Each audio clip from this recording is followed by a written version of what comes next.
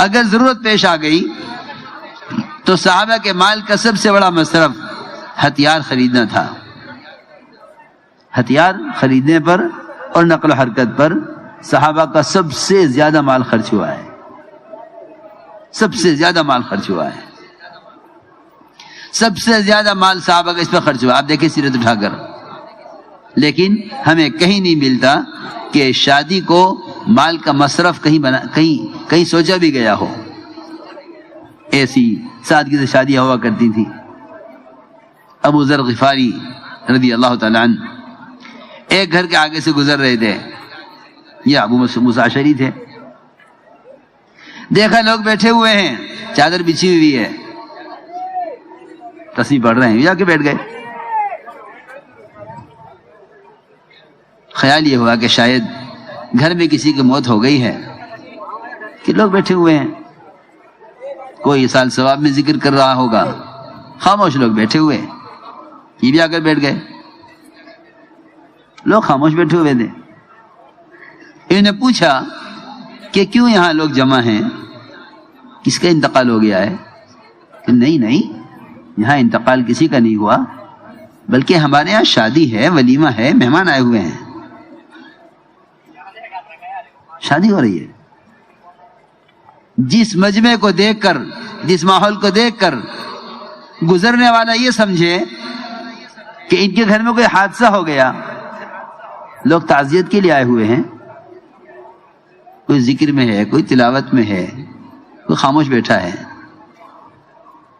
جس منظر کو دیکھ کر لوگ یہ سمجھے کہ ان کے گھر میں کوئی حادثہ ہو گیا, وہاں حادثہ کوئی نہیں ہوا تھا, وہاں شادی ہو رہی تھی.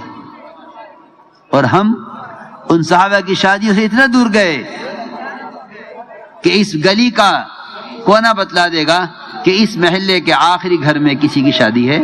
اس گلی کے کونے سے اندازہ ہو جائے گا, اس گلی کو کونے سے اندازہ ہو جائے گا کہ اس گلی کے آخری گھر میں شادی ہے. نہیں میرے دوستو, عزیزو, بزرگو, امت اتباع سنت کے بغیر چمک نہیں سکتی, اور امت اتباع سنت کے بغیر اسلام پیش کر نہیں سکتی. حضور اکرم صلی اللہ علیہ وسلم نے سفر میں شادی کر کے دکھلایا. آپ نے مقام شریف میں شادی کی, سفر میں, حضرت میمونہ رضی اللہ تعالیٰ عنہ سے سفر میں شادی کر کے دکھلایا کہ اتنا آسان کام ہے کہ یہ سفر میں, راستے میں چلتے ہوئے بھی شادی ہو سکتی ہے. سفر میں شادی کر کے دکھلائی کہ دیکھو یہ شادی کا طریقہ ہے. حالانکہ مسافر کے پاس کیا ہوتا ہے, اس کا توشہ اپنے وقت ضرورت ہوتا ہے, لیکن حضور اکرم صلی اللہ علیہ وسلم نے سفر میں شادی کر کے دکھلائی کہ شادی کرنا کتنا آسان ہے.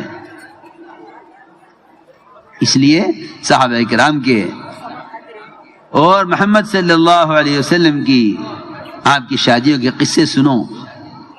آپ نے تمام شادیوں میں, ایک شادی میں صرف گوشت اور روٹی کا انتظام کیا ہے. آج اگر کوئی شادی میں, ولیمے میں کھجور پنیر تقسیم کر دے اور دسترخوان لگا کر ولیمے میں آنے والوں کو کھجور اور پنیر کھلا دے تو یہ عین سنت ہے, عین سنت ہے. حضور اکرم صلی اللہ علیہ وسلم کا وہ عمل ہے جو آپ نے اکثر شادیوں میں کیا, بلکہ تمام شادیوں میں کیا سوائے ایک شادی کے. حضرت زینب کی شادی میں آپ نے گوشت اور روٹی کا انتظام کیا. اس لیے ہمیں چاہیے کہ ان شادیوں کو اسراف سے ہٹا کر, فضول خرچیوں سے بچا کر اور بدعتوں سے ہٹا کر اپنی شادیوں کو سنت کے طریقے پر لائیں. یہاں تک کہ صحبت میں بھی سنت طریقے اختیار کریں, ورنہ بے کہن نافرمان اولاد اس لیے پیدا ہوتی ہے کہ اس اولاد کی پیدائش کو اور اس کی ابتدا کے عمل کو خلاف سنت کیا گیا ہے. اس اولاد کے پیدا ہونے کو خلاف سنت کیا گیا ہے. جب حیوانیت کے طریقے پر صحبت ہوگی تو حیوان نہ ماننے والے اور نافرمان اولاد پیدا ہوگی. جب صحبت حیوانیت کے طریقے پر ہوگی تو انسانیت وجود میں نہیں آ سکتی. بلکہ حدیث میں آتا ہے کہ اگر دعا کے پڑھنے کا اہتمام نہ کرے صحبت سے پہلے تو شیطان اپنے نطفے سے برابر شریک رہتا ہے. برابر شریک رہتا ہے اپنے نطفے سے صحبت میں، ایسے میں اگر نافرمان اولاد پیدا ہو تو کون سی تعجب کی بات ہے؟ اس لیے میرے محترم دوستو، بزرگو، عزیزو، ہمارے اس کام کا اصل بنیادی مقصد احیاء سنت اور اتباع سنت ہے۔ اپنی ہر ضرورت کو سنت کے مطابق پورا کرنے کی پوری کوشش کی جائے۔ ہر موقع پر علماء سے پوچھ کر میں شادی کر رہا ہوں کیا طریقہ ہے، بلکہ ایسی حیوانیت غالب ہے کہ جس کام کو چھپ کر کرتے ہیں دوستوں کو اس کی خبر بھی کرتے ہیں۔ یہ بھی عجیب مزاج بنا ہے۔ دوست احباب پوچھتے ہیں رات کیسے گزاری، دلہن کیسی لگی۔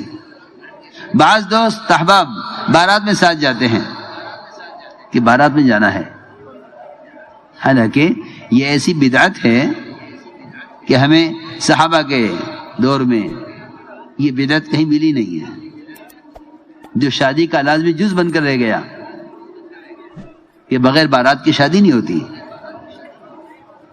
اپنی بیوی کو لینے جا رہے ہو، لے آؤ، یہ لڑکی والے لڑکی کو پہنچا دیں۔ عائشہ رضی اللہ تعالی عنہ کو ام رومان حضرت عائشہ رضی اللہ تعالی عنہ کو تیار کر کے آپ کے حوالے کر دیا کہ یہ آپ کے اہل ہیں۔